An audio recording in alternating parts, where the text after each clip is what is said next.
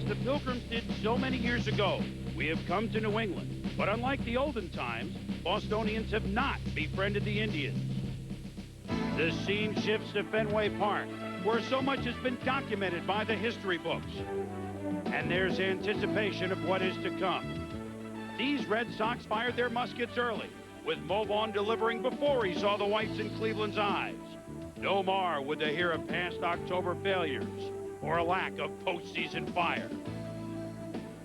But the proud tribe took all of 3 pitches in Game 2 to remind themselves this was no Thanksgiving feast. A team with enough fury to always shrug off opening day defeats. In Cleveland, justice was served. Sandy was dandy. The Thunder was back.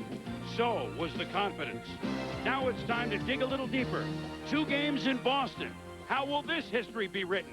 Don't look back. Don't look back at the first game. The first game is out the window. Second game is out the window. So right now is whoever wins 2 games.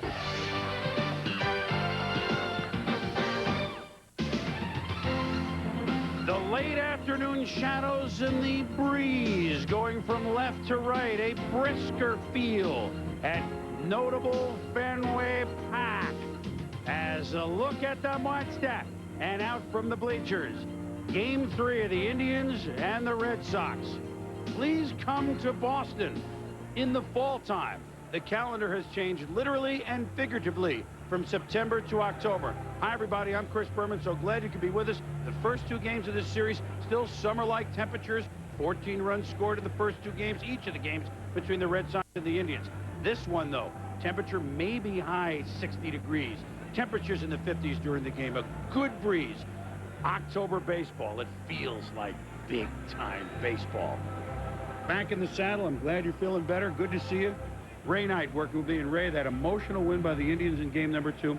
48 hours later, how much does that carry over to game number 3? Is it underrated? Well, I think it's underrated, but I believe the fact is that when you look at Justice and Alomar, they came to play. They had off seasons this year, but they exploded in game 2.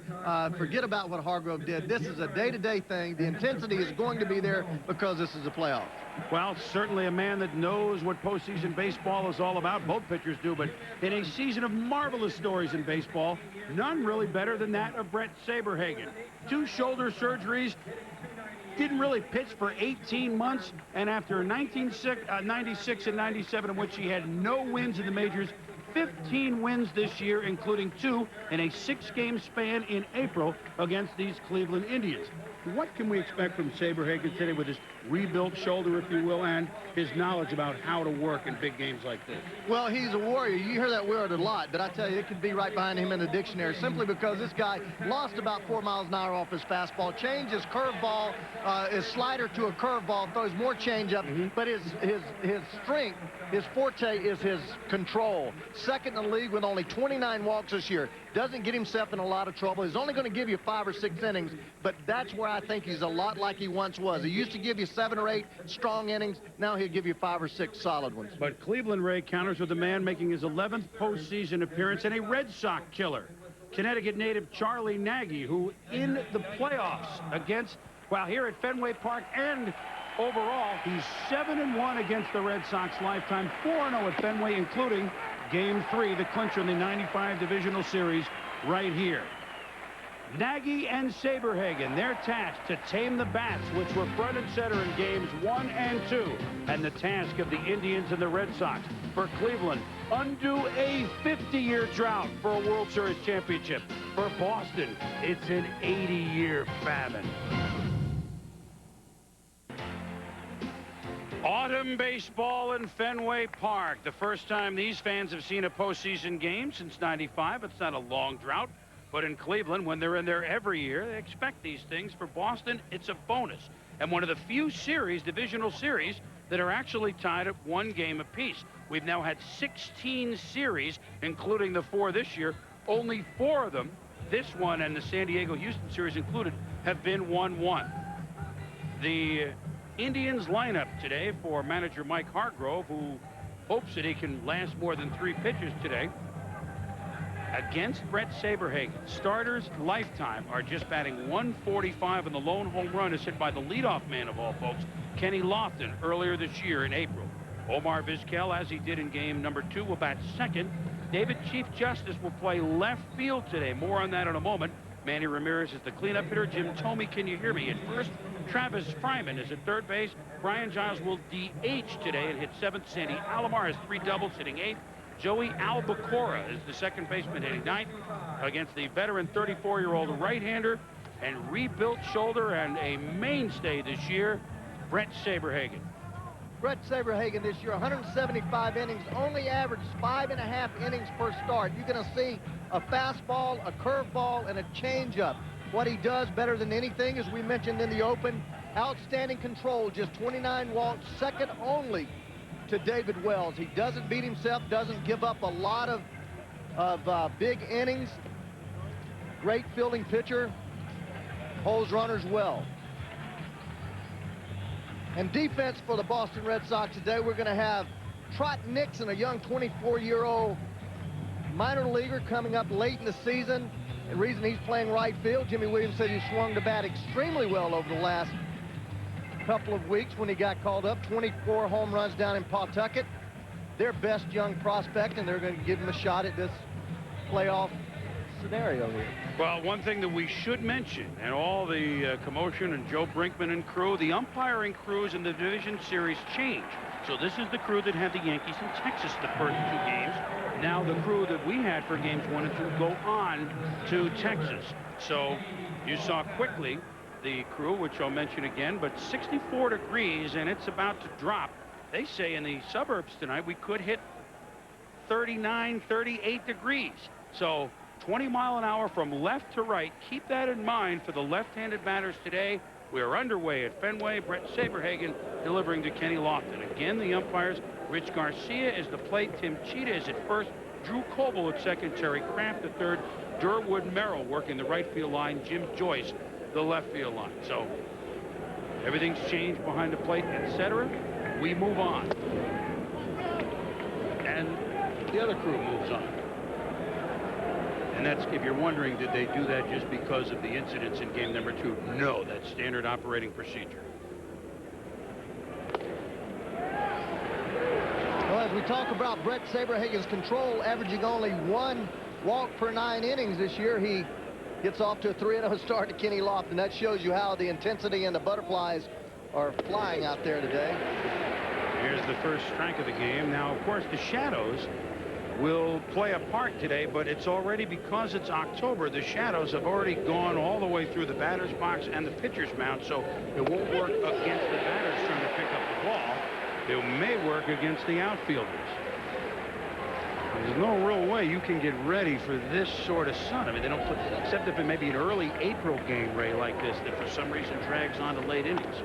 Lofton skies it. Looking in that sun is Garcia Parra, and Mike Benjamin makes the play at second base. 1 down. Yeah, Mike Hargrove, we joke with him. He's already lasted longer than he did in game number 1, and he just felt that not only didn't he feel he went over the line for a postseason game, he says, I don't think I went over the line in a regular season game. I know that's 48 hours beyond. We were joking with him saying, you know, I don't think we're going to give you the win. I think Jeff Newman gets that win.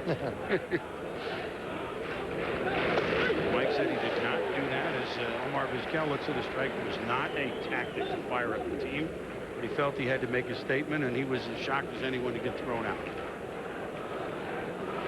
Omar looking for his first hit here in the division series.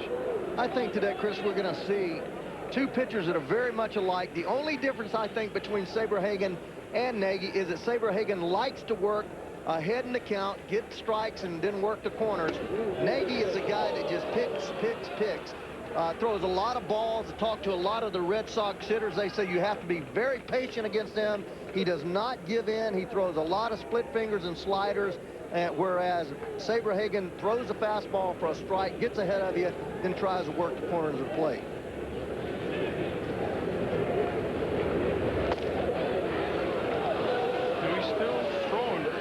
Velocity, maybe not what he did in 1985 or 89 when he was a Cy Young Award winner twice with the Royals, MVP of the '85 series, but much better than you would think.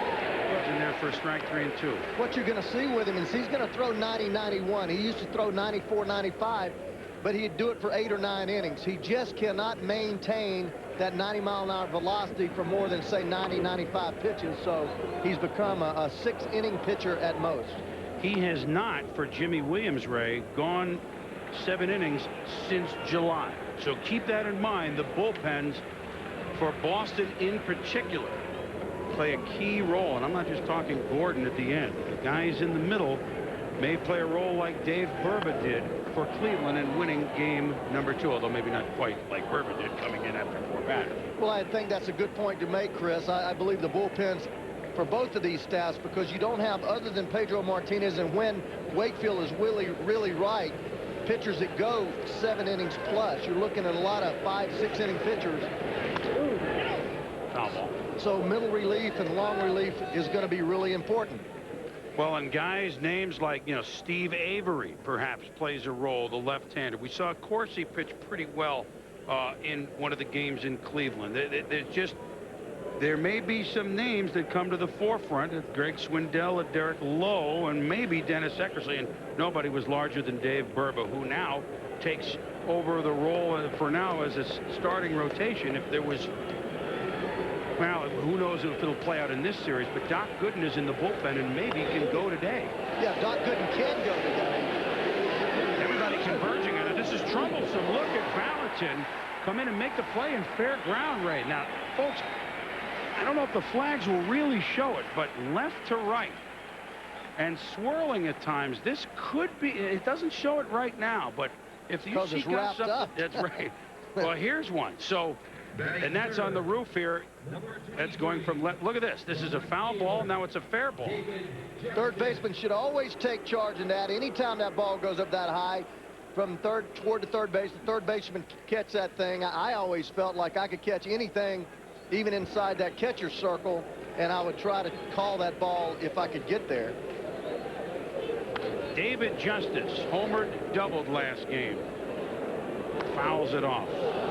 Notice that both of the pitches that have been put in play have been fly balls. Saberhagen still has enough juice on his fastball to make people pop that ball up. A little later on in the game, around the 3rd inning, you'll see him start to sink the ball a little more ground balls. Charles Nagy, if he's right today, he'll start right off the bat with ground balls. Going opposite way, Valentin at third across the Vaughn. A 1-2-3 inning for Brett Saberhagen, even though he went to 3 balls a couple of times. The Red Sox coming up here in the late afternoon sun in October. Nothing going for the Indians in their half of the 1st inning. Now the Red Sox step to the plate here in the bottom of inning number 1. Pretty skies, but fall is in the air here in Boston. Darren Lewis, who reached base the first 5 times in this series, leads off in center field. John Valentin has scored 5 runs, hitting second. Mo Vaughn, the 7 RBI record-tying performance in the first game, hits third. Nomar Garciaparra has 7 RBIs in the 2 games, hitting fourth. Mike Stanley, now remember, he is the best hitter against Nagy in this lineup, and he got 2 base hits in his last 2 at-bats in game number 2. Maybe he's warming up. Troy O'Leary needs to find the left field wall 6th. Trot Nixon. Nixon's the one in right field hitting 7th. Scott Hatterberg is the catcher. Mike Benjamin, the second baseman, against the right-hander from Fairfield, Connecticut, Charlie Nagy, 15-game winner. Yeah, Charlie Nagy, 210 in his pitch this year, 250 base hits.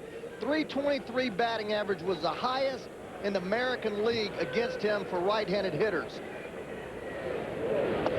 Throws a little sinker, slider, and splitter. Does not miss a lot of bats. 250 hits is a lot of hits in 210 innings.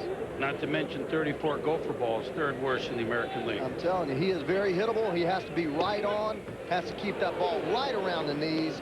Does not have very much room for error, but as his playoff record has indicated, he will battle you, and he certainly has been able to dominate these Red Sox of late. Loves pitching at Fenway. Grew up in Connecticut, as the count is 2-1 to Darren Lewis, but he grew up a Yankee fan, which down in Fairfield County, which is the first county over the New York border, is not unusual. But he said, it's not as if I hated the Red Sox, and that's why I've done well against them. I just have. I don't have an explanation. Well, you will see a lot of 2-2, 3-2 counts with Charles Nagy. He tries to make pitches. He tries to spot the ball. He's not a power pitcher, and you will see him try to make pitches all day long, will not give in a lot of 3-2 counts. Charlie started, well, he had a rough opening day start, which we saw in Seattle, but he started well this year, was 7-2, then went in an 0-4 scheme. But down the end was 5-1 in his last 7 decisions, was 3-1 in September. And even though his last start in Minnesota was not a good one, he pitched well for Mike Hargrove in September. He certainly understands the pressure of postseason. And as the count is 3-2, we should just say this. Over 4 years, over the last 4 years, 63-32. That's pretty good. That's Darn very, good. That's very good. He keeps you in ball games. You know, his earned run average has been up around 4.5. There at Lewis, a couple of hops to Jim Thome will handle it, and there's one out. The defense, which is of ultimate importance to Charles Nagy, because so many balls put in play. Jess is playing left field. Number 13, the third baseman. Earlier today, he worked out and caught a lot of balls off the wall. As we see him working out there with not a whole lot of success. Balls hitting all over the place out there. Started 20 games in the outfield this year, 18 in left field. DH most of the time, but may see a little adventure out there today. Well, as John Valentin steps up, who's been nothing short of brilliant. 4 for 8 with 5 runs scored. It's not that David isn't a good outfielder, just he hasn't played there much, and he said he's played left field here a couple of times. Ground ball to Omar Vizquel, money over to Jim Thome, 2 up, 2 down, and 2 ground ball outs for Nagy thus far. Great sign for Charles Nagy. And you know what? This is the ovation for game number 1. The first baseman,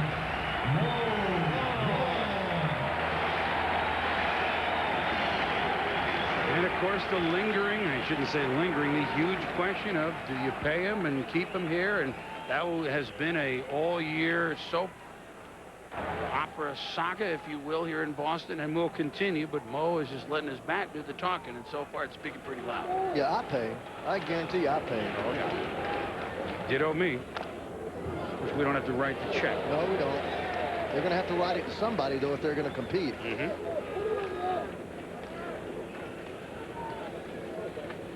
It's a fact. Nowadays, you cannot compete unless you dole out that greenback dollar, baby. 0-1 the count to Mo, so it's that swings split to finger. that one. Yeah, he's struggled against Charlie.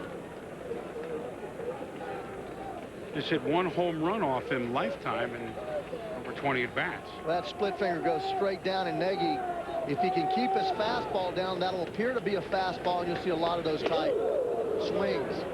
See, there's a fastball just 84 miles an hour. You're not going to see him much higher than 88 on the gun.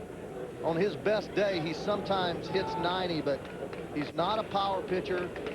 As we've said, sinks the ball, that real good slider, almost a slurve that turns real hard away from right-handed hitters, and a split finger. Chopped into the Red Sox dugout. And another thing you will not see Nagy do very often is come, of course that was way inside. He's not going to try and do anything bell tie on the inside part of the play. Mo says he works me away, and differing speeds away. Well, it's hard for him to come inside because he has so much movement back over the plate to left-handed hitters. That ball moves right back into the hitting zone, so that's his tendency to go away. Went away, just missed. Count is 2-2. Nobody on, which of course already we told you about this, the 34 Gopher balls, third behind only Tim Belcher, Woody Williams in the American League. But there's a talk to Mike Hargrove about that. We'll get into that in a moment. Grover said, boy, he was really giving up more home runs than usual early on because he was throwing his splitter. He was having trouble getting the splitter over. And he said, don't throw the splitter except for like 2 strike pitches for a while. It got Charlie in a little bit of a better rhythm, and now it's not an issue. He still will throw the splitter, but when he was really going bad for about 6 weeks in the Gopher balls this year, They were sitting on the splitter, which didn't split enough on a like a 2-1 pitch. I tell you what, you knew how to handle Mo Vaughn right there. Saberhagen and Nagy doing their thing. Back at Fenway. 1, 2, 3 innings for Charlie Nagy and Brett Saberhagen in inning number 1. Now Saberhagen begins inning number 2 here against 4, 5, 6 hitters. Manny Ramirez, Jim Thome, and Travis Fryman. Manny with 45 RBI, 45 homers, 145 RBIs during the regular season. He has been their best hitter, no question about that. Of course, in the first 2 games, each time he hit long ball and kind of loafed it a little bit, but the key thing is he's hitting long ball. 3 for 7 in the series. Been one of the longest singles we've ever seen. Yeah, you saw Joey Cora. I saw Joey Cora as I watched the ball game from my hotel room. You know, telling motion for him to go, and the ball hit the left center field. But you can't get in those habits. You know, I don't care how many home runs you hit. You need to run out of the batter's box full tilt, and then when the ball's out of the ballpark, you can always slow down. But you know, I can't stand to see a guy hit a ball off the wall and end up at first base. Really interesting how Saberhagen started Ramirez off. Ramirez known as a dead fastball hitter, first ball fastball hitter, and Saberhagen started him off with a straight changeup, 73 miles an hour. I love to watch this man pitch, Chris. You know, I saw him when I was managing at Colorado. He was only throwing the ball 80, 81 miles an hour, laboring. He was at the ballpark 10 or 11 hours a day, working his tail off, trying to get back right. But I thought he was done. I mean, he couldn't have broken, as they say, a pane of glass. But he's worked so hard. Now he just comes right at you here. A fastball, no, a breaking ball. He'll throw a curveball right here. No, that was a fastball. He's using one as a fastball is going to be as I now see it, a sinker or a ball that moves back. 2 will be a 4-seam fastball. 3 will then become his curveball, and probably a wiggle, or 4 or 5 will be his changeup. As the game goes on, I'll be able to read the pitches a little bit better. But Coral up a little higher. Yeah, we were way up here. Here's 2 again. 1, 3, changeup. This should be the changeup. 78 mile an hour changeup. Count is full now to Manny Ramirez. Hey, what about the Saberhagen family here this afternoon, Ray? Not only does Brett get the start, his wife Lynn sang the national anthem, as she did for opening day here at Fenway this year with Jim Thome on deck. Thome will come to the plate as Ramirez walks on a 3-2 pitch. She sang the national anthem on opening day here, and that was the game in which the Red Sox came from way back, winning in the 9th inning against the Mariners, and a grand slam by Mo Vaughn on the 9th off slope. Pretty good pitch right there. Rich Garcia, the home plate umpire, does not extend the strike zone at all. That ball just off the plate, just below the knees, and Brett does not get the pitch. And there's a very uncommon sight, Brett Saberhagen walking someone.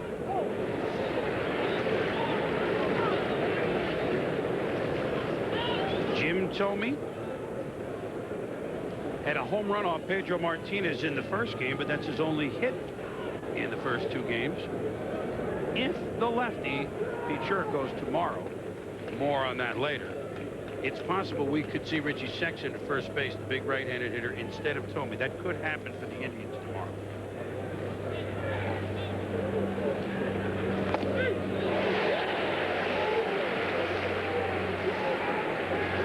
So there's some pretty good juice there. 92 miles an hour right there on the inside part of the plate. That's his 4-seam fastball, the one that will be the 2 when we look at it again later on, that he rides up in the strike zone. There it is again, 93, and punches him out.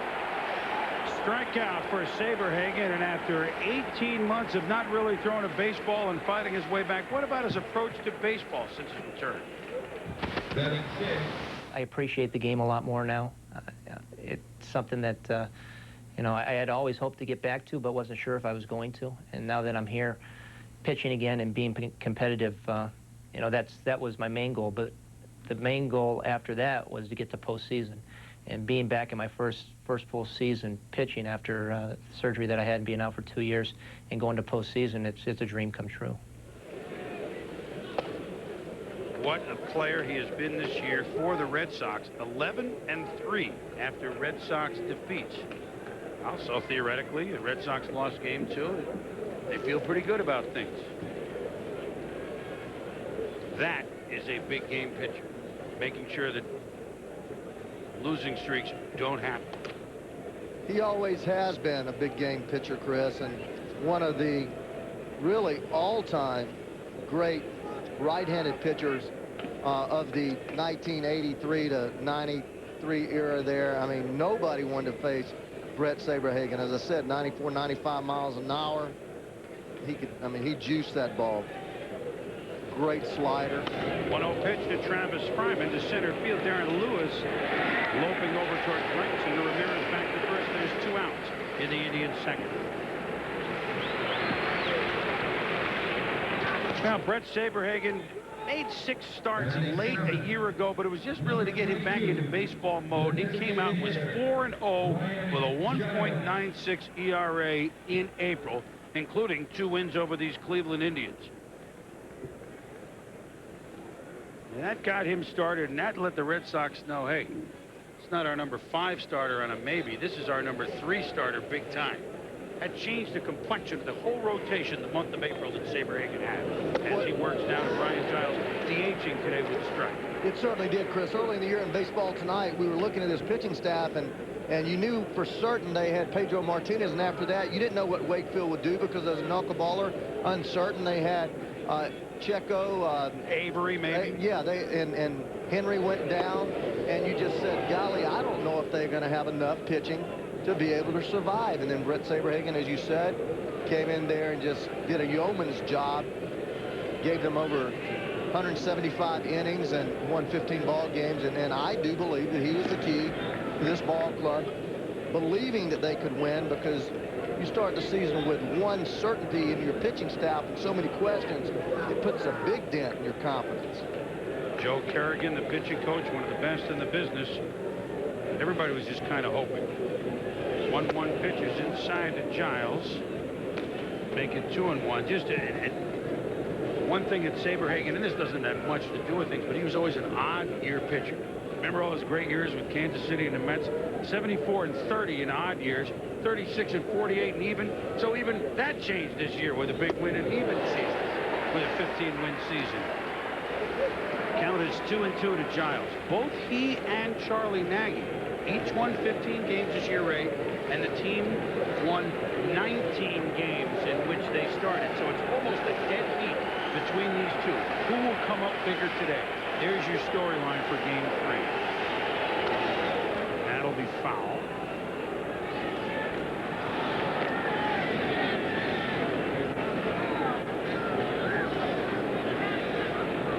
Well, you hear so much about Greg Maddux nowadays with his ability to field and run the bases, swing the bat. That's the same way that people back in the mid-'80s, late '80s thought of Brett Saberhagen. Won 2 Cy Young Awards, won the MVP in the '85 series, as you mentioned. Won 23 games that one year. So you're talking about a man that, had he not gotten injured, would have been Hall of Fame bound because he had that kind of arm. 156 and 109. That's his career marks. 2-2 the count to Brian Giles. Strike 3, says Rich Garcia. Saberhagen has struck out a pair here in the second. Ramirez is stranded at first. We head to the bottom of the second here in Boston. No score. Pitchers thus far here at Fenway Park, and you don't say that very often as we move to the bottom of the second. Hey, boxers tonight on ESPN. Our new series on ESPN2 at 8 Eastern Time, Friday Night Fights. Andrew Galata, Tim Witherspoon, the main event, heavyweight bout. Muhammad Ali will be featured in segments in classic bouts. Brian Kenny, Max Kellerman host the most in-depth and comprehensive boxing show on TV. ESPN2's Friday Night Fights.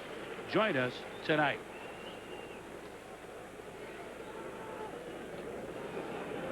Nomar Garcia-Parra, Mike Stanley, Troy O'Leary trying to get things going here in the second inning for Boston against Charlie Nagy. Nomar with 7 RBI. Rips this one to center field. Lofton going back. Makes the catch against the wall. Now, of course, as everyone knows here at Fenway, dead center is not where it is in other parks. That's not 410. Dead center is about 390. But still, that was about 5 feet away from being a wall ball. Nomar was on it, Ray. Yeah, he was. He hit this ball hard. Kenny Lofton getting a great jump. Absolutely on his horse right at the beginning of this thing. And this is what great outfielders, you judge them by their ability to get jumps on the ball. And he gets back there, finds the warning track, and just eases back into the wall. But I actually was watching the play, not the monitor, and he was off as soon as that ball was made contact with. Well, Nomar hit him. Always has the smile, but he'll sit down, and Mike Stanley will come up. For the Red Sox, Mike Stanley wants to help them do things right. Did you see Nagy's head on that? He thought it was gone. Chin was down to the shoes.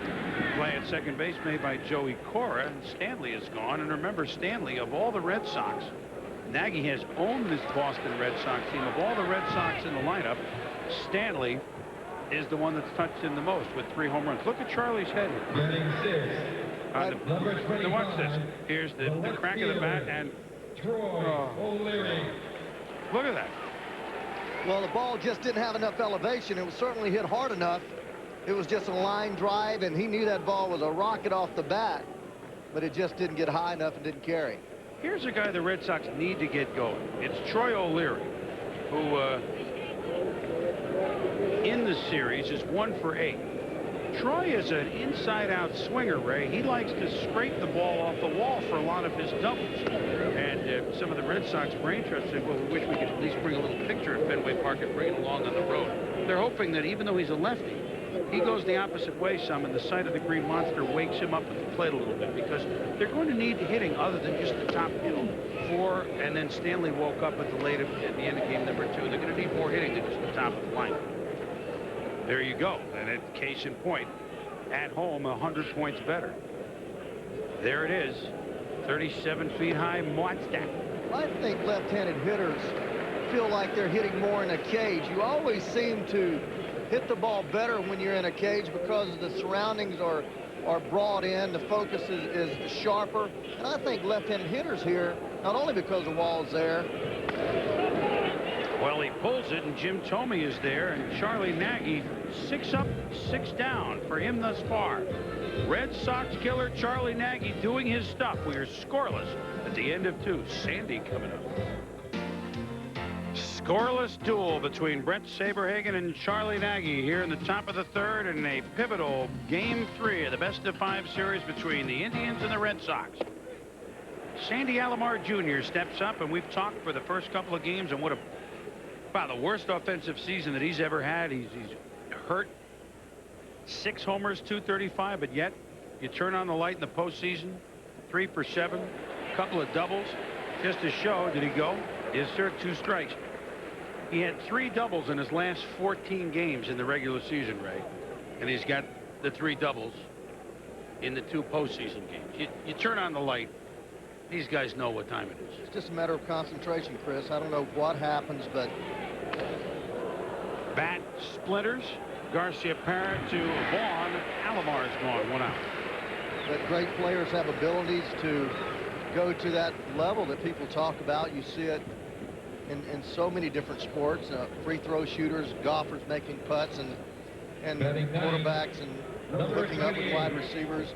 How many times did you see your favorite team, 49ers, with Joe Montana, and you just see it happen over and over and over again. And Alomar has always been that kind of player, and they somehow just rise to the occasion over and over and over again. I tell you, as a catcher, it's hard to have a good year in and year out. You get beat up so much. That's what's amazing about Rodriguez in Texas, how he's hit 305 years in a row.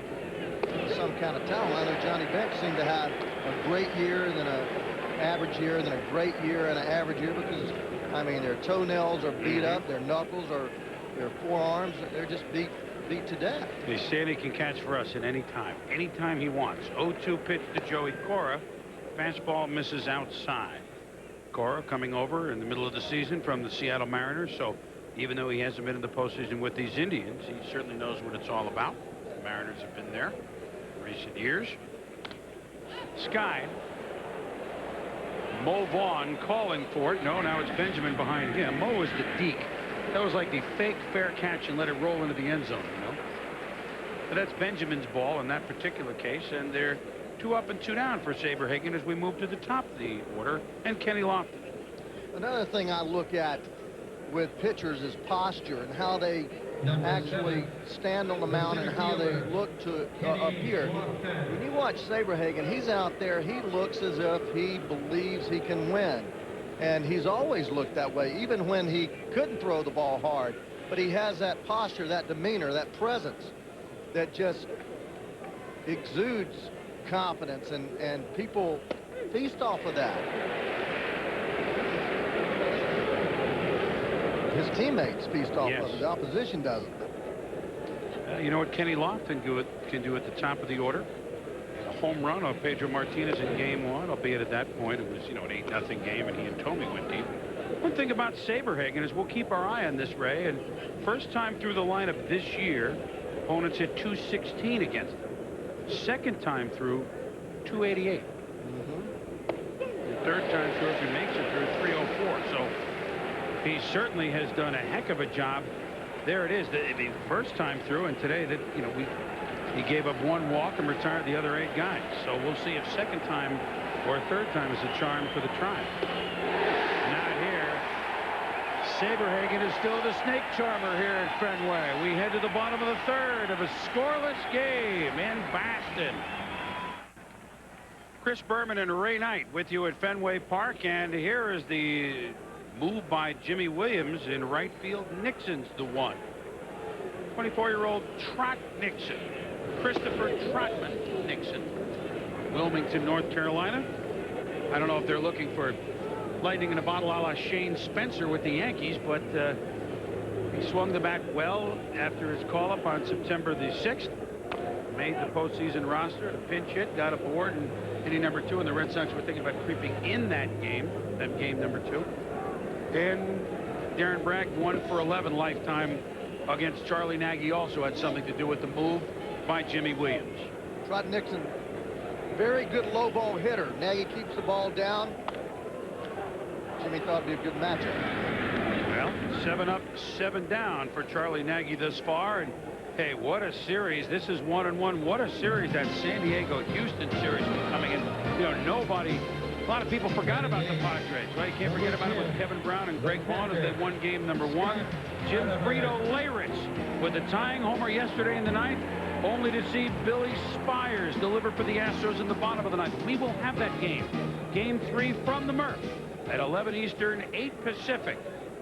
Tomorrow on ESPN. That'll be our game late. Stay up late.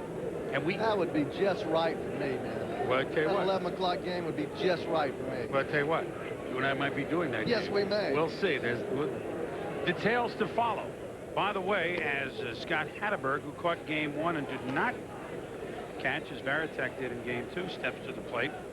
Count is 1-1 on him if Texas wins tonight and forces a game 4 of that series. And they just need a couple of hits from some of their big guns to do it the way they've been getting the pitching.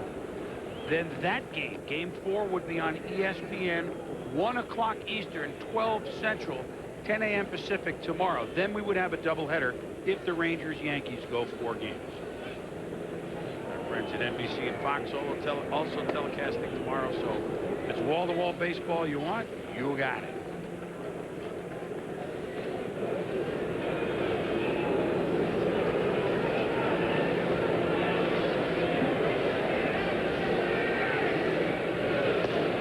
The Padres series and this series 16 times again.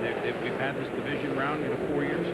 Only 4 of them, the 2 including that we just mentioned, have gone 1-1. It's usually 2-0 somebody. So we haven't had this sort of, you know, game 3 in a lot of series in this division round before. Little chopper. Cora, Tomey, Hatteberg is gone. Oh, Ray, I mean, these pitchers who understand what's going on here in the postseason, understanding the importance of game number 3. I think Charlie Nagy and Brett Saberhagen have shown us they mean business today. Well, Nagy keeping the ball down. That's the 6th ground ball out of 8 outs. And from the onset, we said that he had to keep the ball down. and he's doing that. And the only ball that he really got up and ball that was hit hard was Garcia Parra's rocket to center field in the second inning. Mike Private Benjamin looks at strike one. Benjamin 1 for 7 in the series. Possesses some of the longest sideburns in the league. Hoping to burn the Indians here. See, those pitches right there are starting right about knee high and going downward. He has that fastball and a sinker and a slider or slurve, and all those balls go downward. And as a result, you have people hitting the top of the ball, but you get it up around thigh high, then they can do something with it. That ball again starting just below the knee, diving downward. That's a true sinker, 88 miles an hour. Here it is again. Look at it, starting right about knee high and just barely missing the strike zone, but with good downward movement. Downward movement indeed. 9 up, 9 down for Charlie Nagy. We've played 3 goose eggs. A look at the 37-foot monster with the 23-foot screen on top of it, and then over and above onto the Mass Pike. You can hit it way back and gone, as many have done here over the years. No one's touched Brett Saberhagen or Charlie Nagy this far.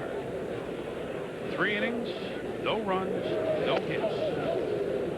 And we begin here with 2-3-4 in the 4th for the Indians. Omar Vizquel, David Justice, Manny Ramirez, Chris Berman, along with Ray Knight. Glad you could be with us on our continued coverage of the majority of the games in the division series here on ESPN. We're very proud and always excited to bring it to you, especially this season of all seasons. Count as 1-1 to Vizquel, who fouled. Well, actually, it was a fair ball. Ended up, by the time the wind got done with it, pop up right in front of the plate. John Valentin in inning number 1. Omar hit 9th the first game, but game 2 and game 3 hitting in the second hole. Coming on is Lewis in center field, and he makes the catch. There's 1 out. Hey, we got some great football for you here. Sunday night, 3-1 Seattle Seahawks at 3-1 Kansas City Chiefs at 8:15 Eastern time, following NFL prime time. Then on Monday Night Football on ABC at 8 Eastern, the Green Bay Packers in the frozen tundra of Lambeau Field, 4-0 against 4-0 Minnesota. So not bad when you can spend 14-2 as the two teams, the 2 games here on ESPN. As we remind you that ESPN and ABC is your exclusive networks for primetime NFL football. Again, Brett starting off a fastball hitter with a changeup. Ramirez, he starts off with a changeup. Justice a changeup. He comes right back with it, Chris.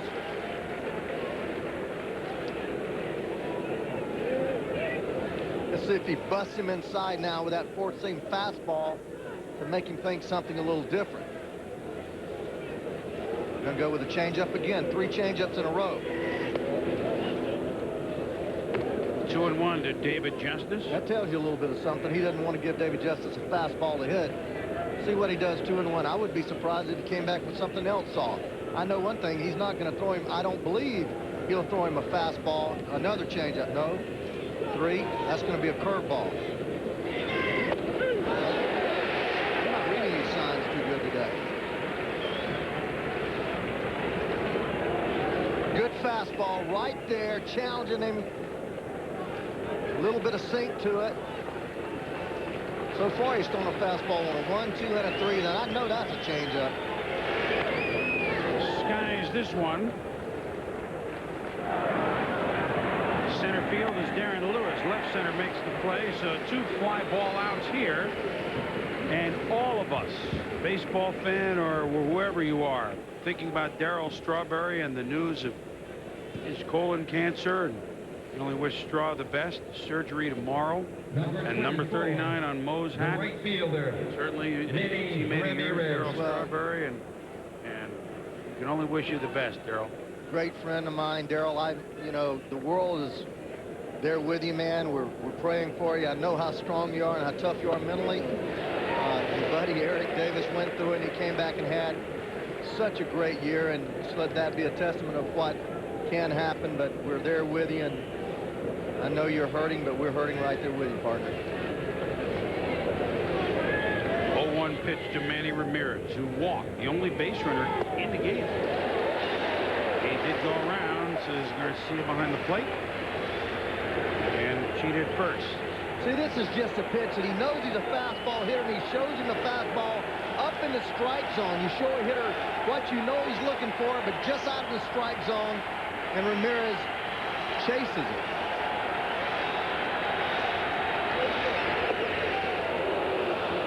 '94. Goodness. I don't think these guys are pumped up. Yeah. Well, he's hearing it from all over the yard. On their feet and cheering loud in those bleachers. They're still in the sun. They think it's a perfect day out here, huh? Fans want a K. He has 2 thus far. He has 3 thus far. 1, 2, 3, 4th inning for Brett Saberhagen. We go to the bottom of the 4th. A pitcher's duel at Fenway. Your money. Bottom of the 4th in a game that is becoming a little bit of a nail-biter already. Darren Lewis, John Valentin, Mo Vaughn against Charlie Nagy, who has been 9 up, 9 down against the Red Sox, a team that he has owned. Again, if you weren't with us at the very start, Nagy, 7-1 lifetime against the Red Sox, 4-0 lifetime here at Fenway Park.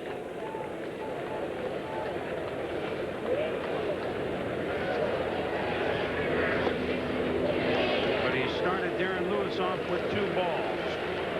Shading in on the grounds to third base is Travis Fryman in case D. Lou, who runs better than any of the Red Sox, decides to drop one down.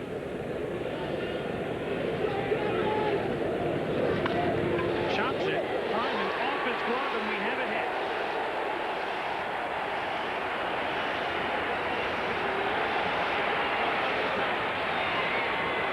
Fryman was in looking a little bit for a butt, but it was still very much to his left, Ray, and a tough play, although one that he thinks he probably should have had. Well, that's what happens when you have speed as a third baseman. You end up playing a couple of steps shorter, and you cut your range down laterally. The ball gets to you so quickly, it's one step generally in a dive. There he is. He's pretty deep there, just average depth, not all the way back with 2 strikes, moving back. That ball is very quick infield here, especially balls that are hit right at home plate. There goes Lewis as Valentin flies one to left field. David Justice back against the wall, makes the catch, and now Lewis has a long way to go back. It's a close play.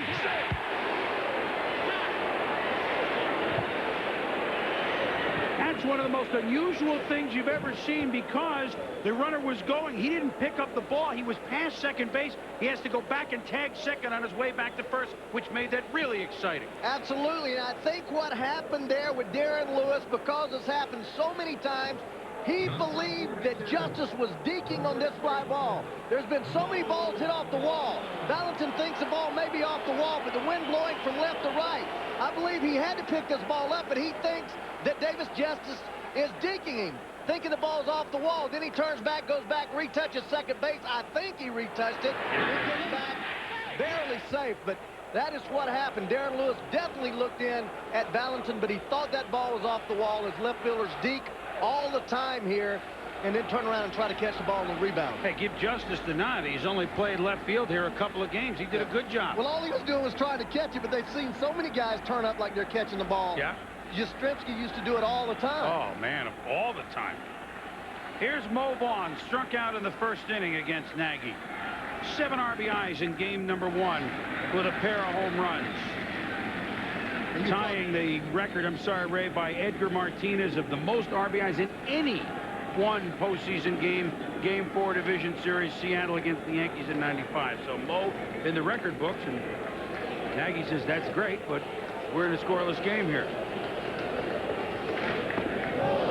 I think that wind, what I was going to say is I think that wind knocked that ball down, don't you, Chris? Because when Valentin hit that ball, he stood and looked at it for a minute, and yes. That ball just... But look at this. We were talking about this during the break, but Lewis hit the first pitch, so it was getting going right away. That's left to right, so that wind is definitely blowing in to keep balls from going into the monster. Pass car, base hit for Vaughn. Now Lewis will go to where he was headed the first time. First base. Runners on the corners for Boston with 1 out.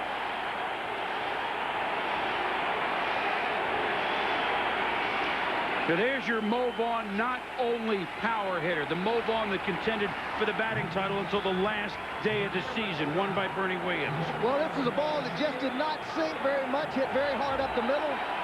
And Darren Lewis, with that speed that you talked about, easily posting the third. Now, the Red Sox are in business with one of the best RBI men in baseball at the plate. Mo trying to fire up the squad, and the chant is MVP. It could be for Mo, it could be for Nomar Garciaparra, who had 122 RBIs, 7 more than Mo did this year. And he, like Mo, with 7 RBIs in this series. Well, this is where Nagy gets very careful. He's going to throw Nomar a lot of junk here. Split fingers, breaking balls, fastballs. He's not going to give him a whole lot to hit. Another curveball. Because you know you got Stanley up next. Very slow runner. You got a chance right here as you see this curveball. Nomar pulling off the ball, trying to hit the ball to left field. My point is you've got 2 people here to get 1 ground ball. So he does not have to pitch to Nomar here and just give him a pitch right there to hit. Although you don't want to build big innings, that's the way Charles Nagy pitches. He is not going to give in 2-1. Shot foul, 2-2 to Garciaparra. Flew out to center field to lead off the 2nd inning. See, split finger right there, 2-1, split finger. He doesn't care if he goes to 3-1. Now, Nomar has to really protect here and just think about hitting the ball to right field. Nagy can't throw the ball by him. So you just try to hit the ball to right field, and then you're going to be on the breaking ball and the split finger.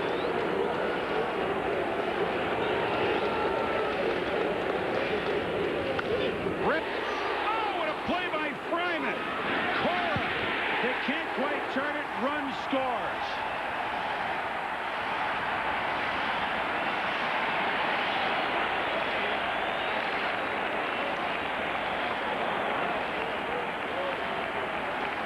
That took a high hop late on Travis Fryman. He almost turned it 2.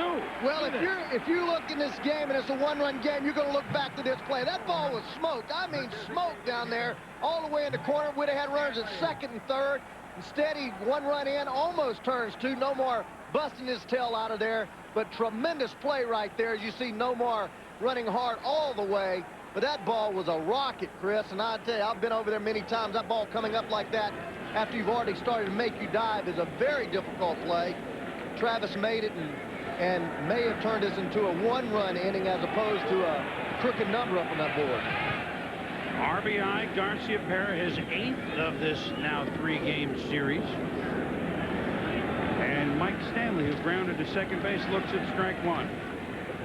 Stanley coming over from Toronto, who kind of started their fire sale, and then all of a sudden, hey, we're in this race, and they already dumped a couple of their players. Right? Guzman gone. Stanley gone. Garciaparra will get the dirty jersey as Nagy will keep an eye on him. But sometimes what happens, you allow other people to play, you get Cruz back, and by eliminating people that are good players, you can also improve your ball club by allowing other people to get into those spots. And Toronto obviously did. Inside to Stanley, 1-1.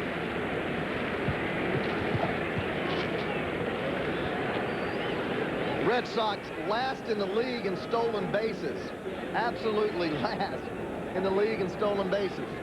Garciaparra can run, Lewis can run, but those are the only 2 guys that basically even try to run on this ball club.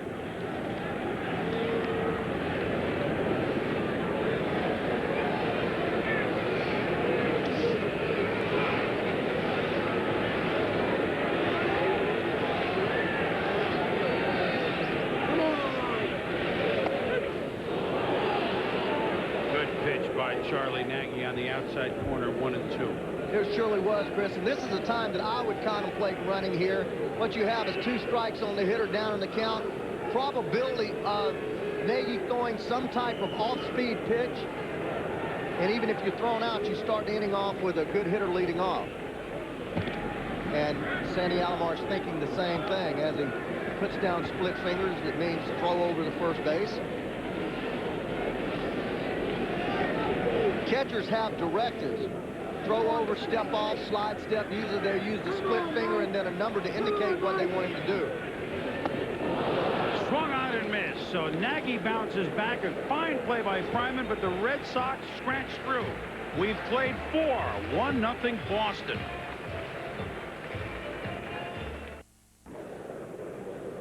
Red Sox lead the Indians 1-0 in the top of the 5th inning here in Fenway Park. Number 25.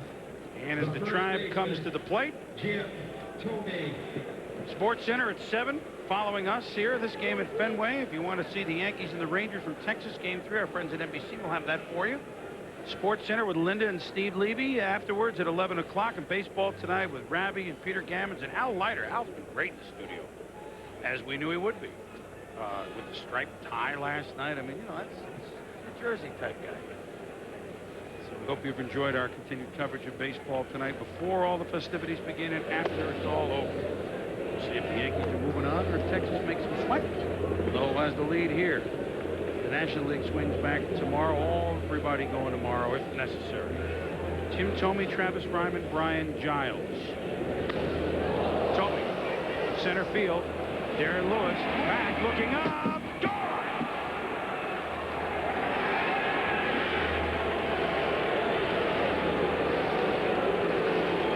Now, how hard did Jim Thome hit that ball? Because it wasn't in the teeth of the wind, but it cut through that crosswind. I figured it would get beaten down at the end and go off the wall. But instead, we almost lost our cameraman. I don't think that ball got high enough to be affected by the wind. Chris, that ball was pretty much a line drive. You see the ball come off his bat. It looks like it goes up, but it did not get much higher than the flag out there, and the ball just carries. And again, I think that ball probably was left center and moved back to center field with that strong wind blowing from left to right. But this is a part of the game that you're going to see these pitchers starting to change. Saberhagen only into the 6th inning this year 7 different times, has gone 5 2/3 average over the course of the season. So as a result, he's going to start getting balls up in the strike zone due to being tired or fatigued. Let's just see if it has an effect. It certainly may have already.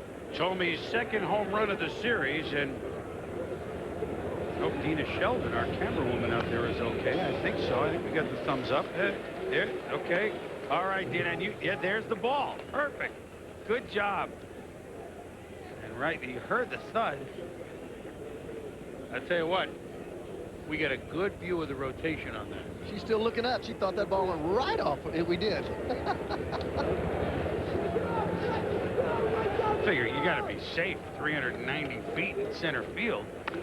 Travis Fryman, ground ball to Valentin. Long throw to Vaughn, his Seton Hall teammate, Pawtucket teammate, Red Sox teammate. 1 out. Thome hit a home run here, of course, in Game 3 of the clincher in '95 off Tim Wakefield's support of Charlie The Nagy. designated hitter. Curled that one around the right field foul pole that night, Friday night game. This one, Friday afternoon, we go dead red, really, right? Dead away center field.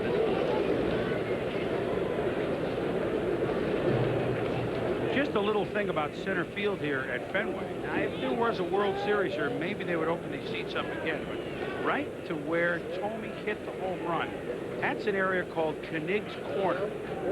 Tony Canigliaro, the late Tony Canigliaro, one of the finest young hitters at the time. And they used to sell all those seats, and summer with the bright shirts and everything was very difficult to see the baseball when the pitcher had an overhand delivery. And they think that maybe that had something to do with the night that he was beaten by Jack Hamilton of the Angels. Rip. No! Vaughn is there. As he robs Brian Giles. Fine play by Mo Vaughn. But again, just to finish the story, they don't sell those seats anymore, and Mo wasn't worried about that corner. A quick reaction here. This ball is a rocket. Sweet play by Mo, catching the ball almost behind him there.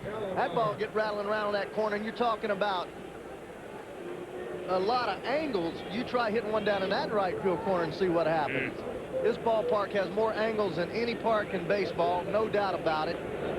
Trying to create something like it down there at Pro players feel. But look at all the angles in this ballpark.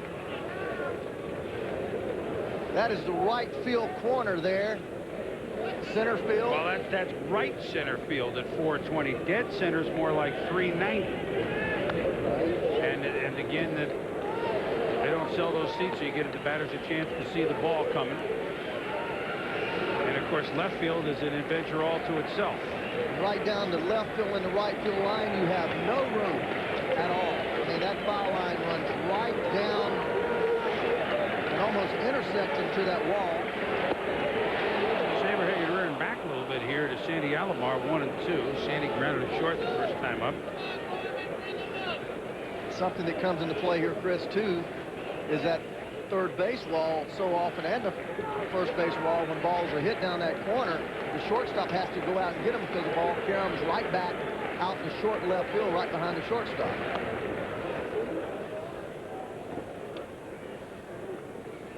When teams come in here for the first time, Ray, they go out and take the shortstop and practice the carom. Oh, we did. Yes, we did. When I came in here with the Mets in the World Series, we did that. Rafael Santana was out there. I was out there seeing if the ball would carom back at all, but it's got such an angle that it always caroms back towards short left center field, and left field, and the shortstop has to make that play. Saberhagen rear-backed and fired. He was upset off the smoker by Thome and the line drive by Giles. 1-1 heading to the bottom of the fifth. Red Sox score in the bottom of the fourth. The Indians answer on Jim Thome's home run to straightaway center field. We are 1-1. Charlie Nagy works to Troy O'Leary, Trot Nixon, and Scott Hatteberg. 6, 7, 8. Leary grounded out down the line to first base to Thome, his first time up. Just 1 for 9 in the series thus far. Very productive season with 23 home runs and 83 RBIs did O'Leary. Popular name up here in Boston, of all places, on St. Patty's Day, Troy O'Leary.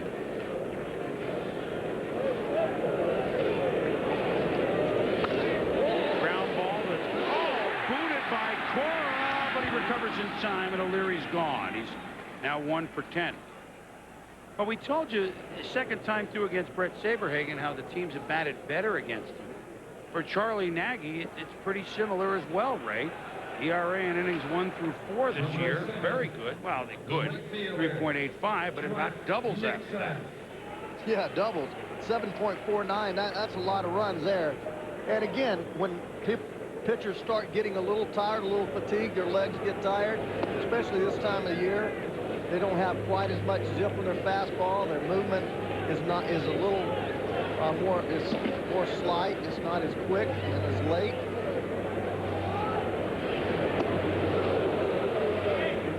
Ripped by the youngster Trot Nixon, and he's behind 0-2. So you know that Charlie's going to try to make him swing a couple of times at balls right here, Ray. Yes, he will. I wouldn't be surprised if this goes to a 3-2 count if Trot is patient enough. It's actually close to the corner, though. He has a hack at that. He does. And I like Joe Morgan's theory, and it was always my theory. A lot of these people get called out on third strikes on balls near the plate. Boy, when you get 2 strikes, you better hack. You got to expand that strike zone 3 or 4 inches up, down, in, and out. That's when you got to become your most aggressive. Little bleeder to left field. Justice coming on, and he makes the play. So he's deeped out there. He's made a fine running catch. It's not like he wasn't a good outfielder with Atlanta. No, he was always a good outfielder. He always threw the ball well. A very solid outfielder. Played right field there in Atlanta and played it very, very well. And here, left fielder gets a good jump. And again, you don't have a lot of ground to have to cover out there. You're only talking about, right at 300 feet to that wall and then the shortstop. So you're only talking about maybe 10, 15 yards that you really have to cover. Bloopers are very difficult to get here in this park. Scott Hatteberg grounds it to Joey Cora. So Charlie Nagy, after having Thome pick him up and knot the game at 1, goes a 1, 2, 3, 5th. Tension builds here on a crisp early October afternoon in Fenway Park. Just the bleachers left in the sun, and who will the sun shine on, the Indians or the Red Sox?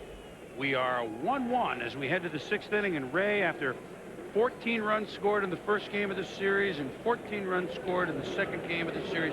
You had a feeling we were going to have a little bleeder at some point, and boy, do we have it. Brett Saberhagen and Charlie Nagy have been outstanding. The Saberhagen has given up just the one hit and 1 run to the Red Sox. Let me get untangled here. Just the 1 run and 1 hit for Cleveland against Saberhagen. 1 run on 2 hits for the Red Sox against Charlie Nagy. Just the dinger by Tomey. As we go to the bottom, Cora, Lofton, and Vizquel, 9-1-2. Chris, pitch efficiency is so key to being able to get deep into a game as a starter, maintaining your stuff. Right now, we're looking at Saberhagen is at 70 pitches, 14 pitches per inning, which is excellent. We're only looking at 12 pitches per inning for Nagy, so both these men should still maintain their quality of pitches because they have not been exhausting their pitch count. Generally, a major league starter that's a solid starter, as we look at Nagy there, will average 15 pitches per inning. So that'll get you to about 105 pitches after 7 innings. Both of these men under that number. Working away to Cora. He strikes out. 1 out here in the Indians' 6th. 5 Ks for Saberhagen. Well, this is just a straight changeup here, and he just turns over, gets on the inside of the baseball, causes the ball to go away like a screwball. Look at it coming right at you. Inside-out rotation. Nasty little changeup. Kenny Lofton. You'd take this line most of the time on the hill, wouldn't you? Oh, yes, you would. Again, right How about all the time? Kenny Lofton, 0 for 2, shows bunt, fouls it back. Well, you mentioned, Chris, at the outset of this game how few times Saberhagen has gone 7 all the way back to June, right? Hasn't gone to 7 since the end of July. Since the end of July. Of course, this pitch count's pretty low. It is very low. But there's a reason for that, and that's because he normally, when he gets to around 85, 90 pitches, he becomes ineffective. His fastball loses a mile or 2 on it. His breaking ball is not as sharp, but he's not deep enough into that pitch count right now to show any weak bad effects. He's still got his good stuff. Another changeup here. Starting to go to that changeup and look at the movement of that changeup down and away. Hit to right field. Long way back is Trot Nixon. Gone. That's exactly where the wind is going. To right center field, from left to right. And Kenny Lofton, of all folks, has 2 homers in the series, and the Indians have a 2-1 lead. Well, that's on the 77th pitch, and again, watch this pitch. This ball is right down the middle, a little bit of movement away after 2 changeups. Lofton sitting on the fastball, gets it up in that jet stream, just out of the reach there of Trot Nixon. The ball only traveling about 385 feet, but Saberhagen makes a mistake, and Lofton jumps all over it. He knew it. Look at this reaction here. Keeps looking back and seeing if somebody's going to come back with the baseball. Well, I know. I mean, the reason I didn't call it right away is he looked back, but it wasn't a convincing fist in the air until he looked back the second time.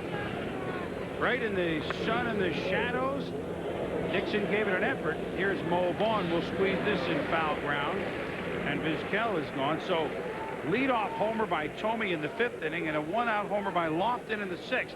Those guys each have 2 homers in this series, and Cleveland has the lead for the first time this afternoon. The left fielder, David Justice. Lofton's 2nd lifetime homer against Saberhagen. So, I mean, you're not talking about a guy that goes deep very often. He hit 12 home runs this year, Chris. Which is, for him, a lot. He had 44 going into the season. So we're talking about a guy with 56 lifetime home runs, and he's gone deep twice here in his postseason so far.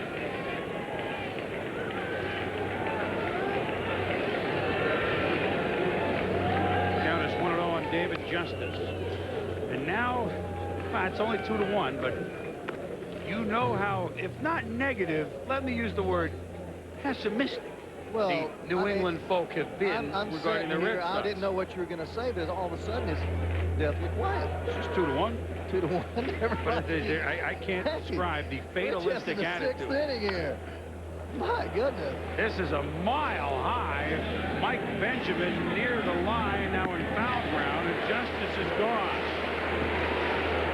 But home run for Kenny Lofton. 2-1 Cleveland. Back at Fenway Park, what you would want in a postseason game, Ray. Some great pitching, a little long ball. Kenny Lofton, 56 lifetime home runs. He's got the Indians the lead. It's been a great game. It has been. Both the pitchers doing what they came out to do.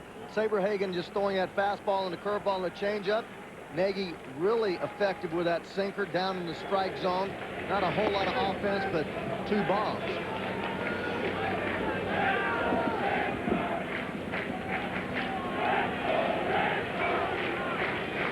Nagy working with a lead for the first time this afternoon. We'll start with Mike Benjamin, who he struck out to end the 3rd inning, and Darren Lewis and John Valentin. Just 2 hits for each team. The difference is that Cleveland has had the 2 home runs.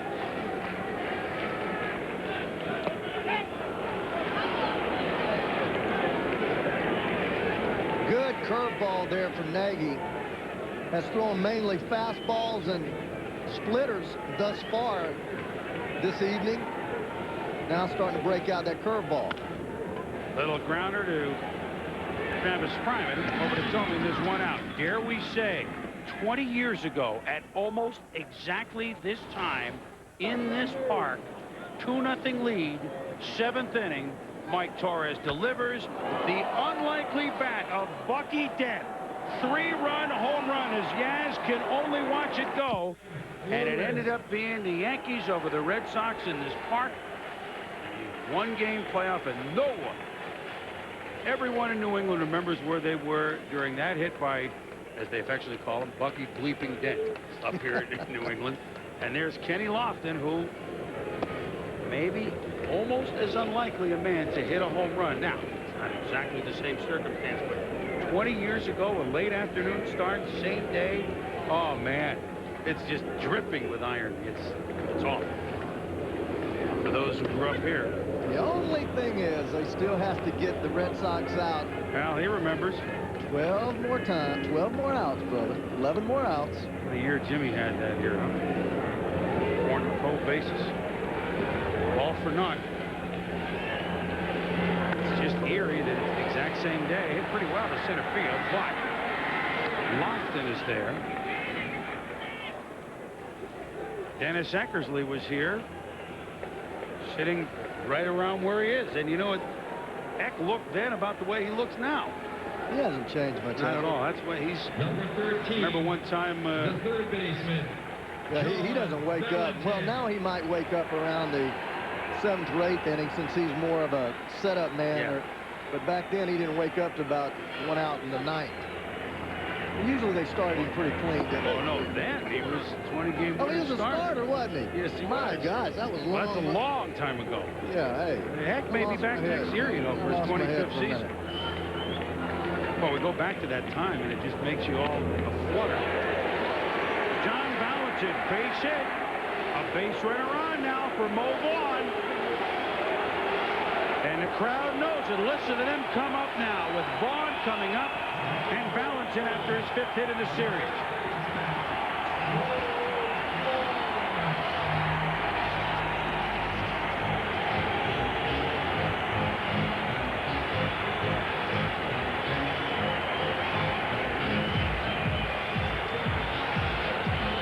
Mo struck out and singled, 5 for 11. Well, the first at bat, he threw Mo nothing but split fingers down on top of the plate. Then he started him off with a fastball, gets a base hit through the middle of the infield. As Joey Cora calls timeout, for some reason, they call the umpires in.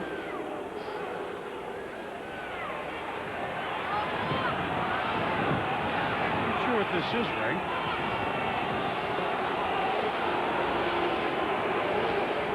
I have no idea. Garcia and Terry Kraft, the home plate and third base umpire, talking about. But Joey Cora called time right away. He came running in. At any rate, back to Mo Vaughn and the issue at hand. Valentin, his longtime teammate, leads off first base. Charlie Nagy trying to protect a 2-1 lead.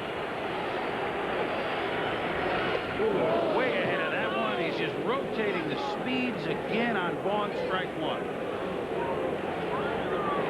Well, here he is taking a lot off the curveball there, and Mo missing it about a foot. Jim Thome holding on Valentin at first base, and that's because he doesn't want to play behind him and let a ball get down in that corner with 2 outs and score the run. He's going to stay right there on the line here in the 6th inning. A lot of people with a runner not apt to steal would play behind the runner with 2 outs right up behind him, but You like the move? I would hold him on. I would hold him on because I don't want the ball to go down in the corner. Now, if you get behind him, then certainly that gives you more range to the right. But Joey Cora is playing more in the hole, and he's kind of taking up the slack to cover that area. To Cora. Over to Thome. Valentin is stranded, and we have played 6 here at Fenway. 2-1 Cleveland. At 2-1 at the top of the 7th. This guy's covered both ways. Yeah, Red he's Sox taking hat and no an Indian chances. jacket. Well, he could start a fight, and we got Friday night fights at ESPN2 at 8 Eastern Time. Andrew Galata, Tim Witherspoon, the heavyweight bout will feature tonight. Muhammad Ali featured in segments on classic bouts. Brian Kenny, Max Kellerman. ESPN2's Friday night fights debuting tonight at 8 o'clock Eastern Time. But we got a fight going on right here. Not a fight, but just an old-fashioned dog fight, pitcher's duel. Indians and Red Sox trying to get the upper hand. The Indians trying to wrest home field advantage back from the Red Sox if they can win it. And they've got 9 outs to do it. Manny Ramirez, Jim Thome, Travis Fryman against Brett Saberhagen, and the count is 1-1. Saberhagen had his 86th pitch, and the Red Sox bullpen already juicing up out there. Swindell and Derek Lowe. Ramirez to left field. Troy O'Leary looks up. Goodbye.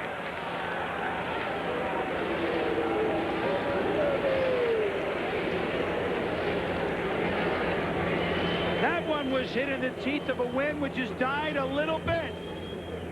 3 solo home runs. Thome in the 5th, Lofton in the 6th, Ramirez in the 7th. 3-1 Tribe. Number 25, the first baseman. Again, look at the location of this pitch. Fastball right up there, letter high, just asking to be hit. And you go back and look at the scorecard through 4 innings, nothing hit hard.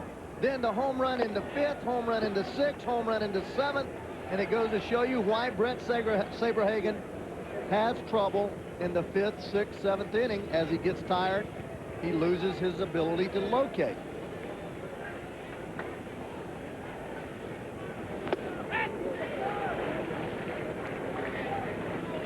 Manny Ramirez, 45 home runs in the regular season. 46 he attacked this one on. We told you Derek Lowe, the righty who we saw in Cleveland, and we also saw Greg Swindell, the lefty, in game 2. Right there. Thome, who homered in the 5th inning. Count is 2-1. It's about at this point that the debate raging through New England today was, what if the Red Sox lose game 3? What do they do? Thome ripped. Now they call it the out, as Benjamin makes a throw just in case. What if the Red Sox lose game 3? Does Pedro Martinez go in game 4? Jimmy Williams has been staunch in saying win or lose. Number 17, I pitched lefty Pete Shorrock the in game third number 4. baseman, Pedro has Travis trouble on 3 days Fryman. rest, not only here, but also in Montreal. He reiterated about 5 times. Joe Kerrigan says it. You know, we pitched a lot of pitches here down the stretch that we don't want to pitch them on 3 days rest. Of course, you hope to win game 3 and make it a moot point. What do you do if we go on and there's a game 4 in which the Red Sox could be eliminated? Do you have a guy you picked up a month ago, go for it instead of Pedro Martinez, right? Well, nobody knows more about this ball club than the manager, and I don't care how many radio shows you watch or listen to, and how many talk shows and how many newspaper articles you read. That man, Jimmy Williams, knows more about this ball club than anything. 0 times this year has Pedro gone on 3 days rest. So I think he's doing the right thing, pitching in the 5th game, if there in fact is a 5th game. Valentin across the diamond to Vaughn, and Travis Fryman is gone. So he says he's not going to do it. I mean, you know, of course he can make his decision anytime he wants. He can make it tomorrow. Well, you know, you got to win tomorrow's game, obviously, but you can't do it. You got to have Pedro effective. And you also can't send a signal to the rest of the players of this ball club that Pete Shork or whomever they choose to start that ball game does not have a chance to win. And the last thing you want to do is take a chance in hurting a man that is your ace of the staff. And since he has not gone on 3 days rest all year, I just don't see it happening. Foul back just side of us. Brian Giles is 0 for 2.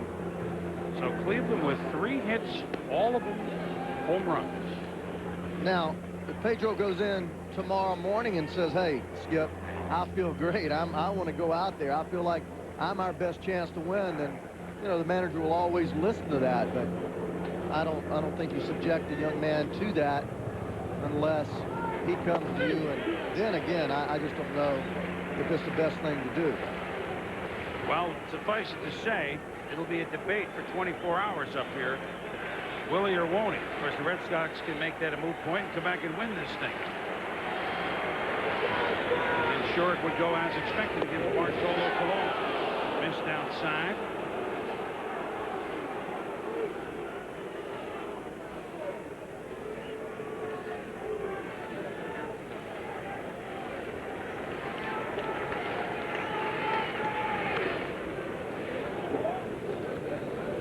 One thing, Manny Ramirez on the home run, we didn't have to worry about going into a full gallop on it. It was gone. He can try. He didn't have to hear us say, you know, Manny, run this thing, man. But I think he was coming out of the box running. Yeah, he was. For a change. He was. Because I wasn't sure that would cut through. I knew he drilled it, but the wind is much less now. As a matter of fact, the flag is almost still than it was even an hour ago. An hour ago, that might have scraped off the top of the wall and not been a home run, Ray. It was that close.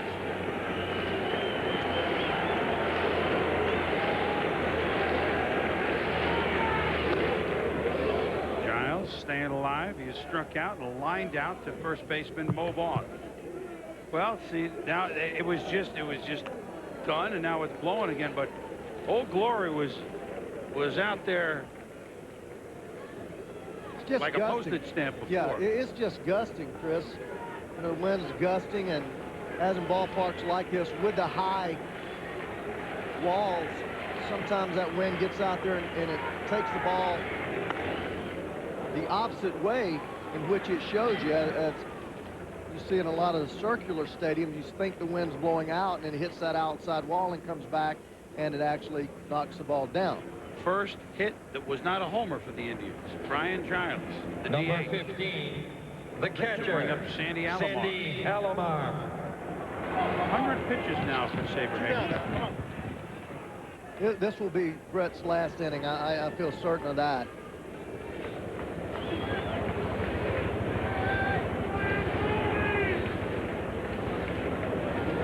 And again, I mean, he's done a great job just not walking anybody, giving up just 4 hits, just 3 of them bombs, keeping his team in the ball game, giving them a chance to win. Strike call to Alomar. Hey, the Red Sox will take 7 innings pitched, 3 runs and 4 hits from Saberhagen any time. Any team better take that. Yeah. In any league. I mean, it's a mark of how you pitch that you give up 3 homers and they're all solo home runs. 2 pitchers in the Hall of Fame, 2 of the very, very best. Jim Palmer, Catfish Hunter. You check their home runs that they gave up. Lots.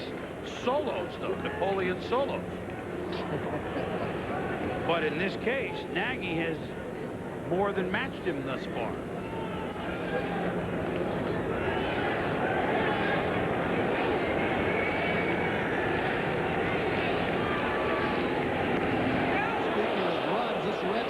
Team was 5th in the league in runs scored, scoring over 850 runs. That's almost 5.5 runs per inning.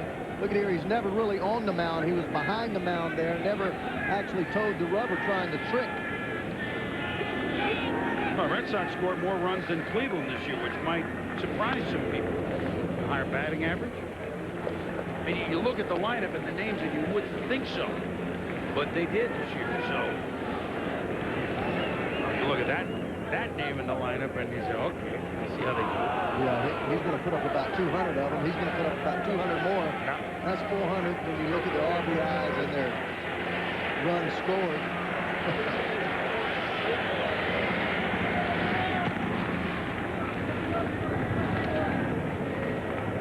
Brian Giles, 10 stolen bases this year in 15 attempts.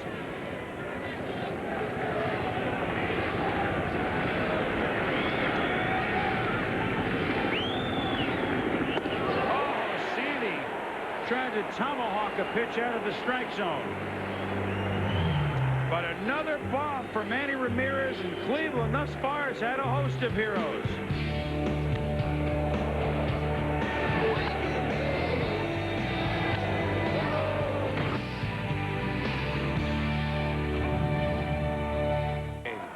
Charlie Nagy's mom, Fran, on the left, his wife, Jackie, on the right, watching him deliver to Nomar Garcia-Pera. One pitch, one out here in the 7th inning, and they like it as Justice squeezes it, and Nagy and the Indians are 8 outs away from regaining the upper hand in the series, or gaining the upper hand. But Charlie has pitched a whale of a game tonight, which it is now almost night.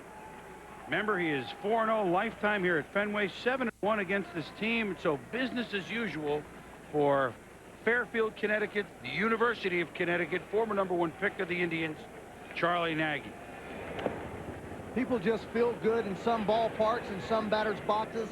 You see the ball better in some fields, and you get guys in the big leagues that run off stats like this all the time.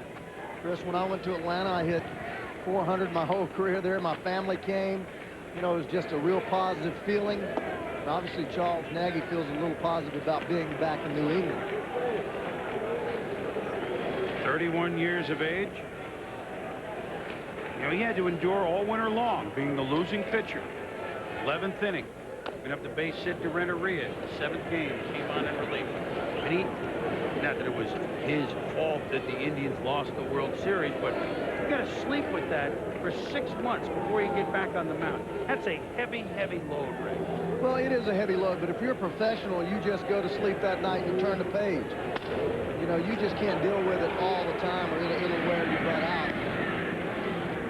Stanley grounds out on a broken bat to Travis Fryman, and there's 2 outs.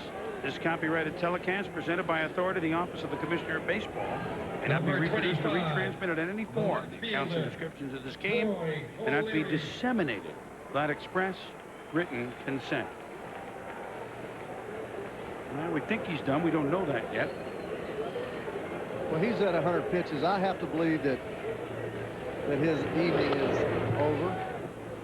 Troy O'Leary grounds it to Cora. Hey, Nagy just as strong here in the 7th as he was in the first 3 innings when he tired all 9 that he faced. We've played 7, 3-1 Cleveland. The world.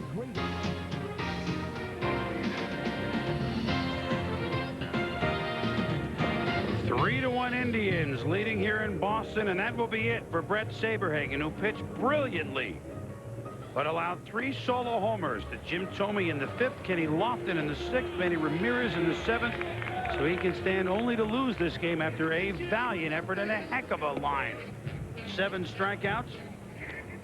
Oh, he pitched a great baseball game, and you got to figure that a team that averages 5.5 runs a game would be up about 4-3 right now. But Sabes did his job, and now it's up to the Red Sox offense to pick him up as we look at 37 years old. Jim Golf Coursey. Golf Coursey, yes, sir. 18th year in professional baseball. Has done a great job for this club after getting called up from Pawtucket. 3-2 is a 2.59 earned run average. Here's a guy that's very tough. I wouldn't want to face him. His ball goes all over the place. Moves, fastball, he swings and he runs it. Curveball, slider, changeup, and he just jumps right at you and throws everything. Elbows, back. Had an outstanding game, number one. Yeah, Pedro went 7 innings, and he finished up. The second baseman.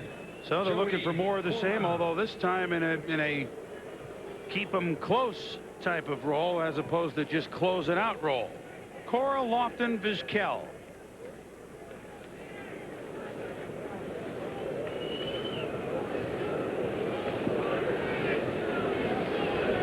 How about these Cleveland Indians, who, as has been well documented by now, lost game 1 of 7 straight postseason series. In the 6 before this, they came back to win 3 of them. Last year, they won, both the division series against the Yankees after losing game 1, the ALCS against the Orioles after losing game 1, and they almost won the World Series after losing game 1. So Red Sox had them down, everyone up here jumping around for good reason. One lantern hung in the Old North Church. They're having trouble hanging that second one.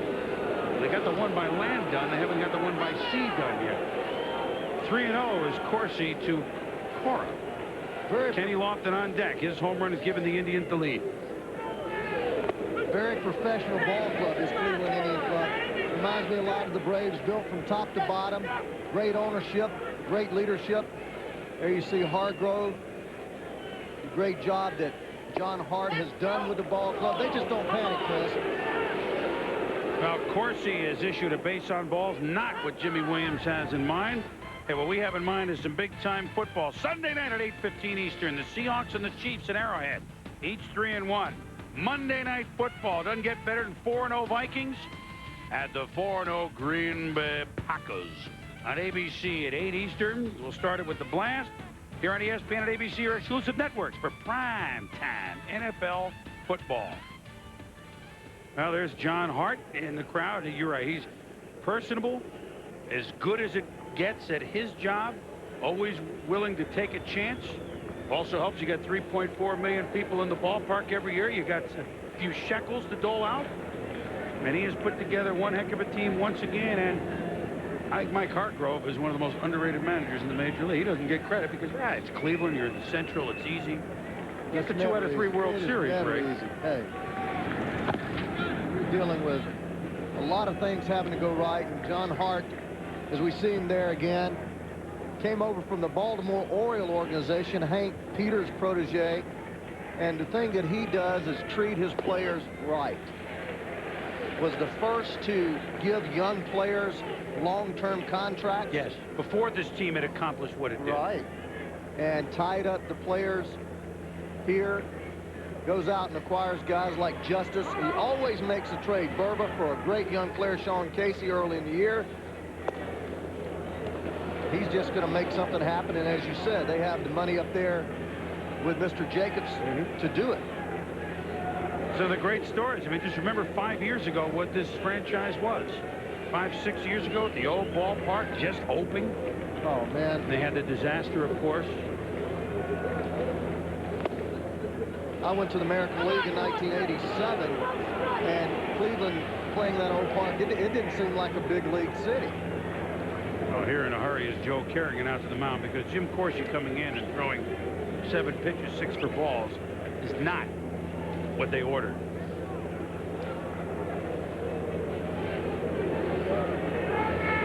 There it is.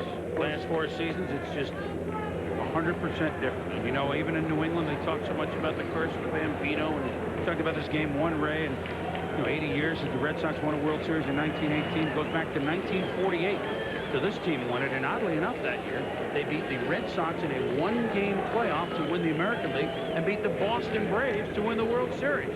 So if it's one thing Cleveland can do in the postseason, it's beat Boston. I mean, the old Cleveland. Swindell, the lefty, Dennis Eckersley.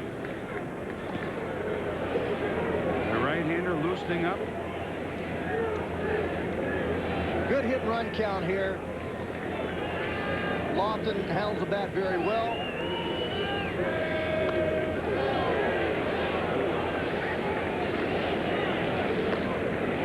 Hit and run counts, when you talk as a manager, what is a good hit and run count is any count that you as a manager expect that pitcher to throw the ball somewhere around the plate. Obviously 2-0, 2-1, 3-1 are good counts to send your runner.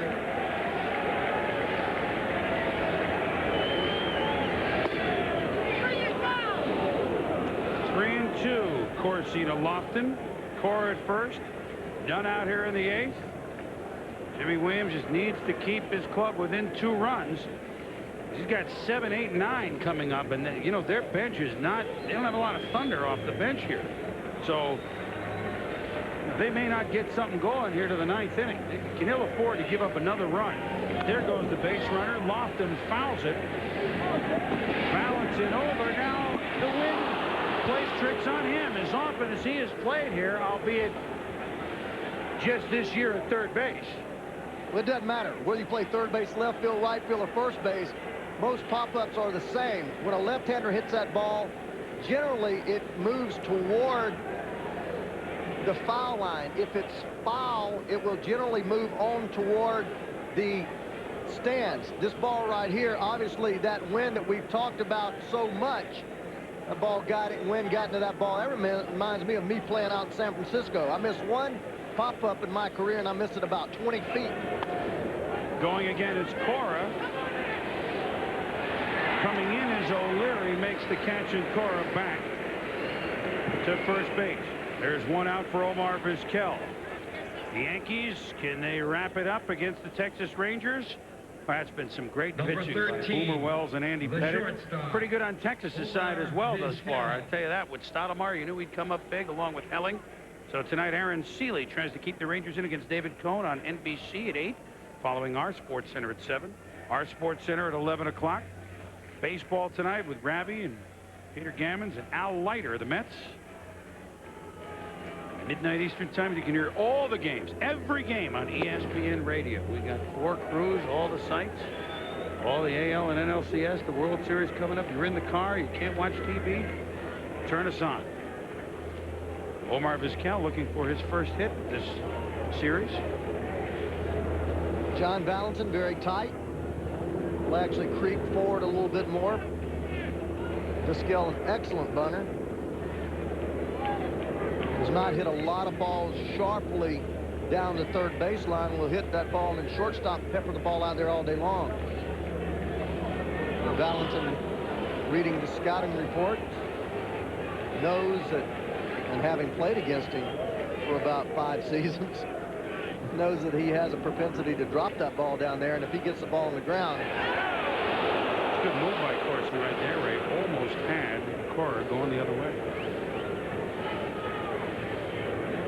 Well, of course, thinking about running right here, he takes a little extra half step, gets his normal lead, and then he wants to go out there a little farther. 1-0 count.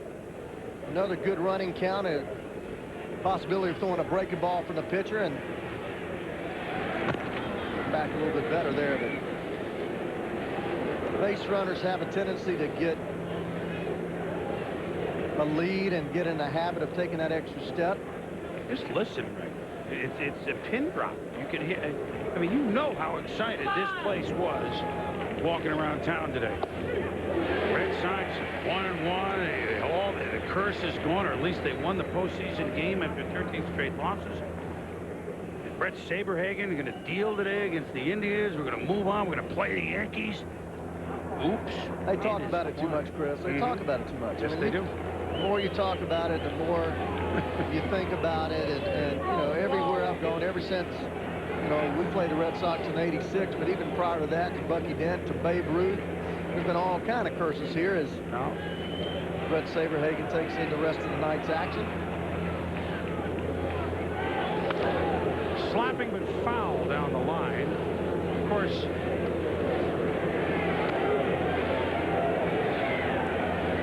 until this year when they rejumbled these numbers, these are the retired Red Sox numbers. With, of course, Yastrzemski 8, Ted Williams 9, and Cronin and Bobby Doerr. It did say 9-4-1-8. Those was the old order until they reordered them numerically. 9-4-1-8 was the day before the World Series started, the last time the Red Sox won one. Fly ball down toward those numbers.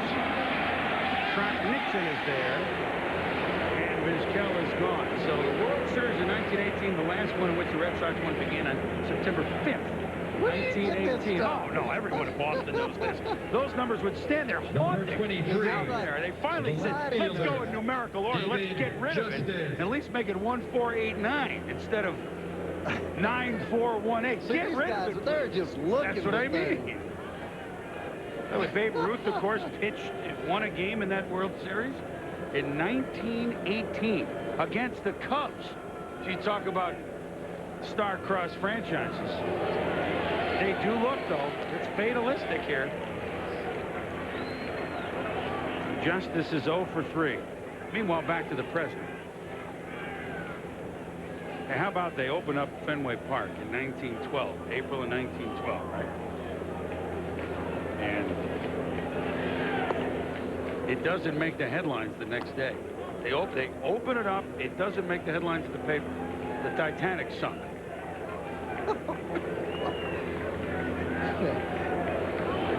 So, I mean, you know from day one, it's a little different.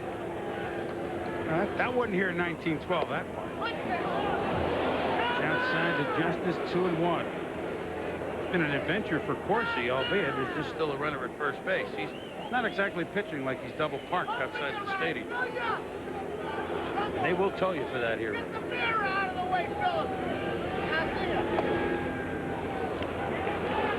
3-1 to Justice. Really dangerous situation for Corsi here. Justice, one of the best triple hitters in the game. You get him ahead in the count, he looks in an area that he knows that he hammers the ball, and when he gets it, he doesn't miss it very often, so better be very careful right here.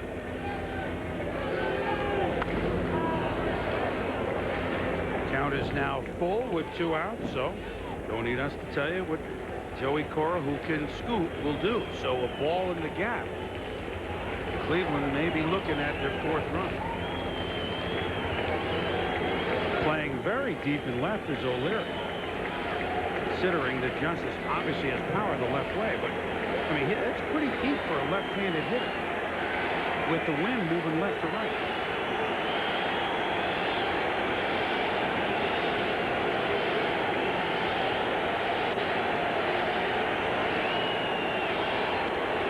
And on the nose to right field, Nixon trots in and makes the play. Cora is stranded. Corsi eventually does the job. The Red Sox come to the plate in the bottom of the 8th, needing a deuce. Southern New England native Charlie Nagy has twirled a beauty at the hands of the Old Town team. He and the Indians lead the Boston Red Sox 3-1 as we hit the bottom of the 8th inning. And the Red Sox are hoping to get something going at the bottom of the order. But against Charlie Nagy here in Fenway Park, they've never done it. Never beaten it. But Nixon makes it perfectly clear that the Red Sox are not going to roll over and a base hit. Perfectly clear with a leadoff single. Well, Jimmy Williams played a little hunch by starting Nixon. They only have 4 hits, and there's one of them. The Nagy family, Jackie, his wife, his mom, friends, family, looking on, hoping that Charlie's magic can come through.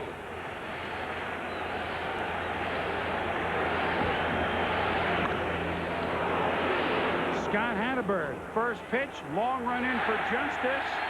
Tell you what, he's played left field pretty darn well for someone that's gone out there only 18 times to left this year. 1 out. Well, one thing that the Red Sox hitters are doing, they're not patient with Charles Nagy. Talked to him before the game, and they said that you have to be patient, make him go deep in the count. You know, as I said, he's always been a pitcher that throws a lot of pitches. He only has 84 pitches at this point, and 5 of the last 6 hitters have swung at the first pitch. So you are not going to make a guy, he's not going to make mistakes if you don't make him work. And the Red Sox hitters are just a little over anxious. A pinch hitter for the number 9 hitter, Mike Benjamin. Cole Midre Cummings will come in to hit. Been a DH for much of the year, and oddly enough, I mean, to show you what kind of really lack of firepower they have off the bench, often he is DH'd and hit 9th for the Red Sox during the regular season. That doesn't happen often, does it? Nope. DH usually hits around that 4 or 5 spot. That's the purpose of it. Isn't it? But the purpose right here for Cummings is just get a base hit. He does represent the tying run. Breaking ball inside, ball one. But you know what I mean? You got to go up there looking for a pitch to hit, a pitch that you can handle, a pitch that you can drive. And Nagy has been throwing that sinker all day long, right over the top of the plate. Everybody's swinging at it. Down the line, Tomey blocks it, a la goalie, makes the play. Nixon trots up to second base with 2 outs. Make sure you get the one. Don't get excited over there, and that's what Tomey did. Yeah, look at him shading the line there, as Cleveland Indians and Grover does, with a 2-run lead, protecting against no doubles. Well, that does is assume, as you look at Paul Orville Ossenmacher, the left-hander, and Paul Shuey, who's looked pretty good in this series, the right-hander up in the pen.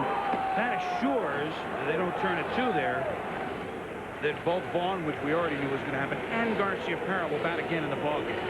Well, this is a big, big inning here. Although there's 2 outs, the Red Sox can somehow get this run in or build an inning, and that's what you have to do. Charles Nagy has not been forced to make pitches. There you see just 86 pitches. He will give you a pitch to hit if you take him deep enough in the count. Just 4 hits and 7 2/3 innings. 2 balls to Darren Lewis. I mean, this word on Nagy, I mean, you know, he's been quiet. People have criticized. He's never lashed back, but he's coming up awfully large in a game the Indians really have to have. And he's come up large against a guy that pitched very well today, Brett Saberhagen. Strike in the outside corner to DeLu. You just can't underscore. I know it's a team he's owned, and you said he just feels comfortable. Look at this pitch here. He just throws the ball outside. That ball, as Alomar reaches out and backhands it, pretty close pitch. We got it as 2-1. They called it a strike, 1-2. Ground ball to short. Vizquel. Tomey with the scoop. Lewis is gone, and so are the Red Sox. Nagy and the Indians are 3 outs away from taking a 2-1 lead. We've played 8, 3-1. Now let's look at our Liberty Mutual key plays of the game. Real simple to figure out. 5th inning, leadoff homer, Jim Tomey off our camera bank. 6th inning, 1-out homer, Kenny Lofton, 2-1, Cleveland. 7th inning, leadoff homer, Manny Ramirez off Brett Saberhagen. And the Indians and Charlie Nagy lead the Sox 3-1 here in the top of the 9th, and now pitching the man that has made more appearances than any pitcher in the history of Major League Baseball. He'll be 44 years young tomorrow. The Eck, Dennis Eckersley. Boy, I faced him as a starter. I faced him as a reliever. Did not have a great year this year, but should be in the Hall of Fame. Look at that. 39 2/3, but must put a stop to this Cleveland offense and hold them right here to give the middle of the Red Sox order a chance to do something, as Trot Nixon's base hit proved to be pretty big, so that it allows Valentin, Vaughn, and Garcia-Parra, 2, 3, 4 in the 9th inning. Ramirez, Tomey, and Travis Fryman to face Dennis Eckersley. 1,071 appearances the last week of the regular season, breaking the mark held by Hoyt Wilhelm. Began his career with the Cleveland Indians. Pitched a no-hitter as a Tribe. That big signing bonus at the time, and went to the worst place you could get, be a young man with money, played for the Reno Silver Sox, and that bonus was gone in a hurry by his own admission. A few years for the Indians, came over to the Red Sox. Manny Ramirez down the line, back, oh!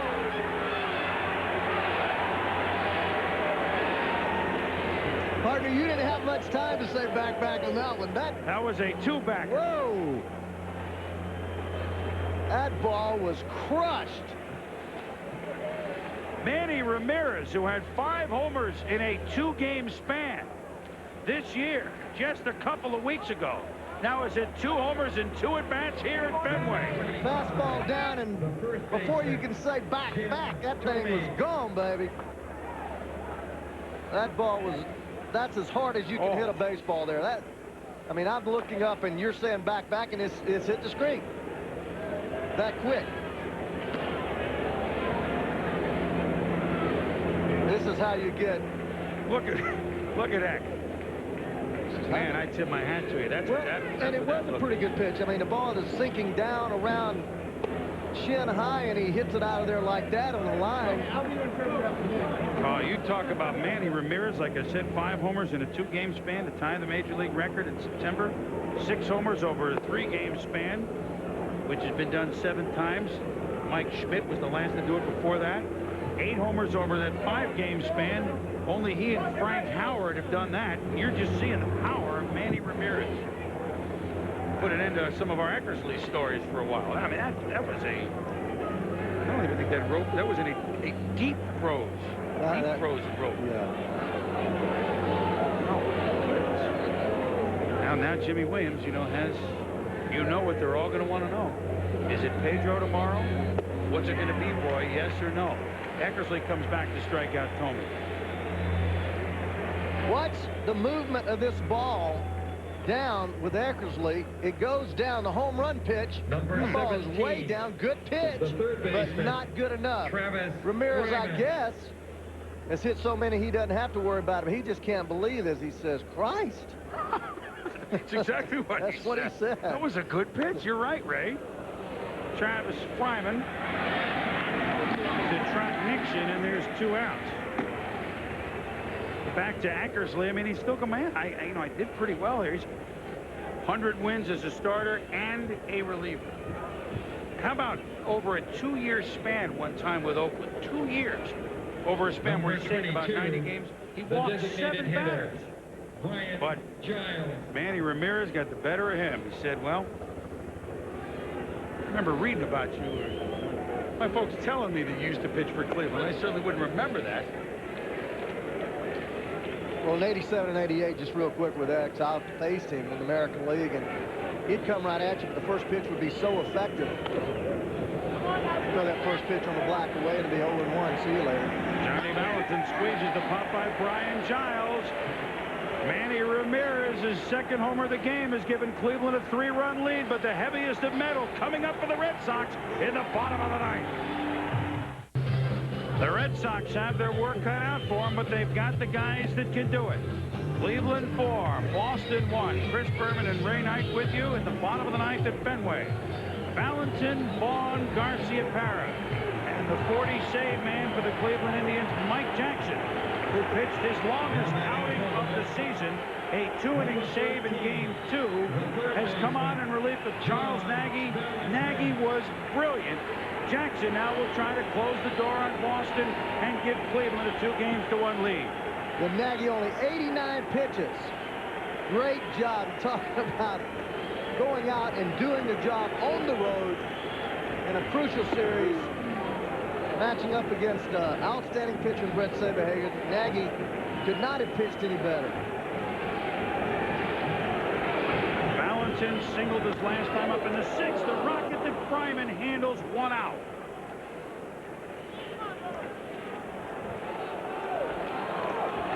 Mike Jackson, fastball, slider, throws an occasional changeup, possesses one of the best sliders in all the game. That thing just kind of makes a right-hand turn. Worked his way into the closer role as Mesa last year struggled. Ended up trading Mesa, and he's become the closer and done a great job for Hargrove. Inside to Mo Vaughn.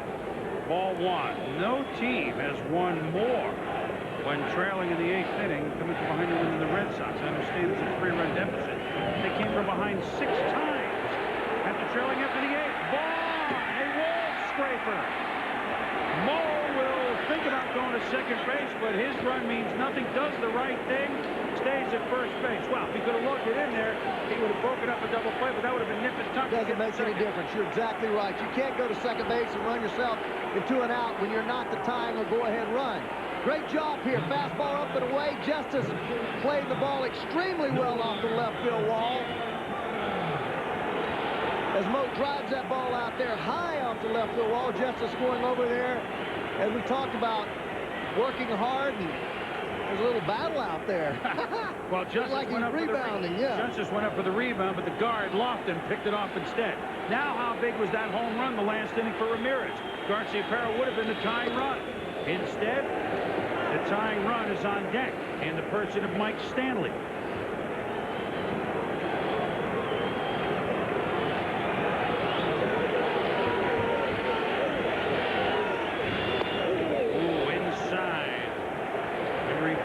Balancing inside. We had some stairs in the last inning of game number 2.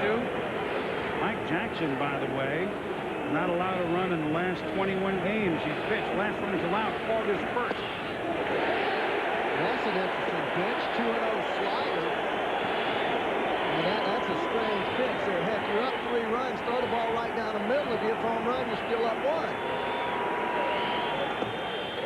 Strike, says Rich Garcia behind the plate. 3-1. Nomar 0 for 3. Boston with just 5 hits. Same with the Tribe. Garciaparra hits one to left center field. Back, gone!